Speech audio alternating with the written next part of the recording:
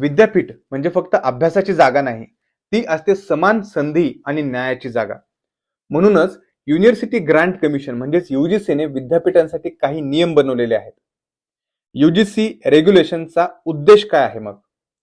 College आणि विद्यापीठांमध्ये विद्यार्थ्यांवरती होणारा जात, पार्श्वभूमी किंवा ओळखीवरचा जो भेदभाव आहे, तो भेदभाव आपल्याला थांबवायचा आहे. तक्रार निवारणासाठी किंवा करण्यासाठी अँटी डिस्क्रिमिनेशन कमिटी, तक्रार निवारक यंत्रणा असावी अशी युजीसीची अपेक्षा आहे. मग एवढं चांगलं असताना वाद का झाला? कारण काहींचं म्हणणं आहे हे नियम पुरेसे नाहीत किंवा स्पष्ट नाहीत आणि चुकीच्या तक्रारीसाठी त्याचा गैरवापर जो आहे तो होऊ शकतो. तर दुसरीकडे अनेक विद्यार्थ्यांचं असं म्हणणं आहे की आजही कॅम्पसमध्ये भेदभाव जो आहे तो वास्तव आहे, म्हणूनच संरक्षण आवश्यक आहे. म्हणजे थोडक्यात इथे मुद्दा जर पाहिला तर युजीसीचे नियम हवेत, परंतु ते स्पष्ट, संतुलित आणि न्याय हवेत.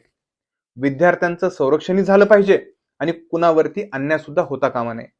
हाच आहे युजीसी रेग्युलेशन वादाचा खरा अर्थ. शिक्षणामध्ये शिस्त, समता आणि न्याय हे असायलाच हवेत. आणि नुकतंच सर्वोच्च न्यायालयाने या नवीन युजीसी रेग्युलेशन्स वरती बंदी घातलेली आहे. यावरती तुमचं म्हणणं काय? नक्की मला खाली कमेंट सेक्शन मध्ये सांगा. थँक्यू.